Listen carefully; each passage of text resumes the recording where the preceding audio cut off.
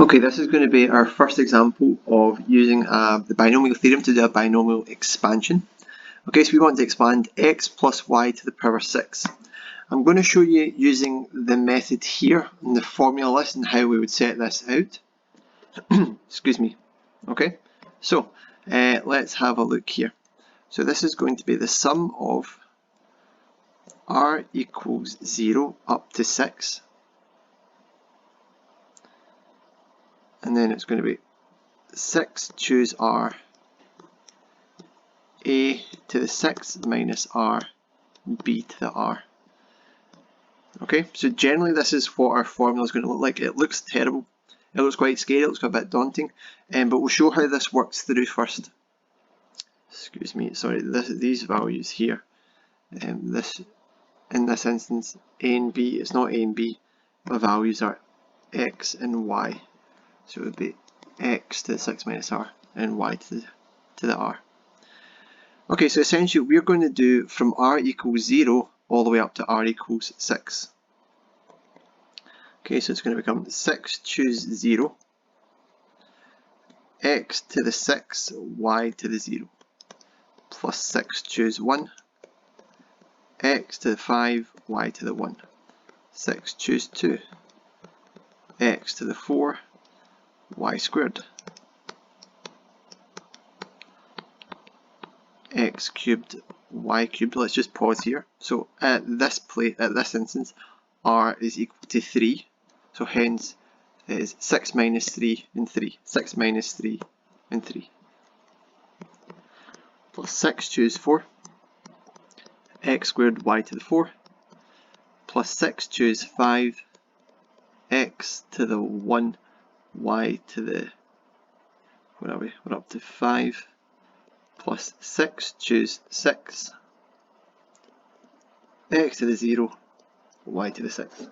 Okay, that's our general how we're applying this formula here.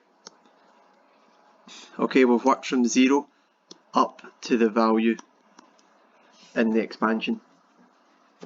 Okay, a few wee things to note. Notice that the powers of x are decreasing from 6 to 0. Notice the powers of y are increasing from 0 to 6. So what we could do is we could use this formula here to work out 6 choose 0, 6 choose 1, 6 choose 2, 6 choose 3. But it will take a wee bit of time. What I would personally do is I would just refer to the 6th row of Pascal's triangle. Let's go 1, 2, 1, 1, 3, 3, 1. So this is the 4th row because it starts 1, 4. This is the 5th row because it starts 1. There should be a 1 there. This is the 5th row because it starts with 1, 5. So the 6th row is what we've got here. 15, 6, 1. Okay, so 6 choose 0. 6 choose 0 is 1. So I've got just 1x to the power 6. 6 choose 1 is 6, so that's going to become plus 6x to the 5, y to the 1, and then it'll be plus 15 x to the 4, y squared, plus 20 x cubed, y cubed, plus 15x squared, y to the 4, and then it's plus 6x y to the 5 plus y to the 6. Okay, excuse me. So that's how we can work through just using the binomial theorem. And once we get to this stage, I think it's actually much quicker just to draw Pascal's triangle up to the appropriate row. Remember, this row here is referred to as row 0. Okay, so the 6th row would be the one that starts 1, 6. Okay, well, let's call that example 1. What we need to watch out for is, in this example here, it was x plus y, but what if the second determined the binomial was negative? There we go.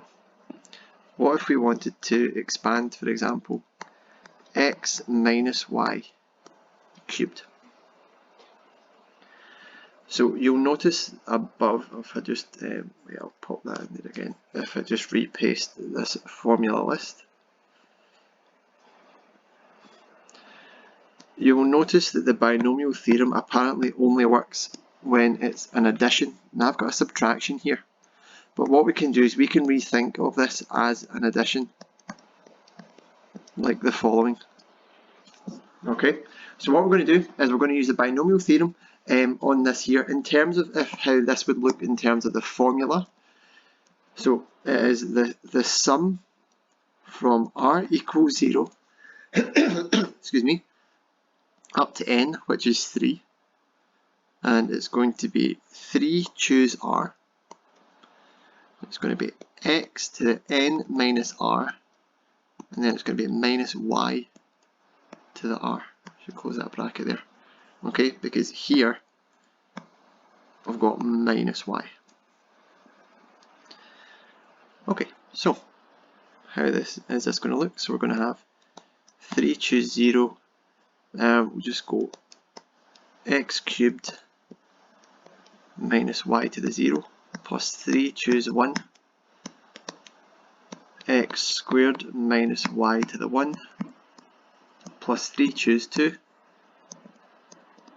x to the power 1 minus y squared plus 3 choose 3, x to the 0 minus y cubed. Okay, notice again the powers of x are decreasing, the powers of minus y are increasing. Notice here when it was minus that we put it inside of a bracket. It's really important we do that because otherwise we can get a wee bit mixed up. Okay, so we're looking at, if I just got a different colour here, we're looking at 3 choose 0, 3 choose 1, 3 choose 2 and 3 choose 3. That means we should be looking at the third row of the of Pascal's triangle. 1, 2, 1, 1, 3, 3, 1. That's the third row because it starts 1, 3. Okay, so we're going to have 1x cubed, and then we're going to have plus 3x squared, and then that's going to become times minus y, and then plus 3xy squared, because here we've got here we've got minus y times minus y, which would be positive, and then we're going to have plus minus y cubed. I'll rewrite that last part, because up here minus y cubed means minus y times minus y times minus y, so that's going to be negative y cubed.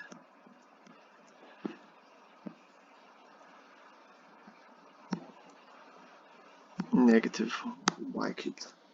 Okay, so simplifying, I'm going to get x cubed minus 3x squared y plus 3xy squared minus y cubed. Notice how it goes from positive to negative to positive to negative. That's what we would be expecting. Excuse me. That's what we'd be expecting when we would have our binomial in the form a plus minus b. Okay, those are two just very straightforward examples on how to use the binomial theorem.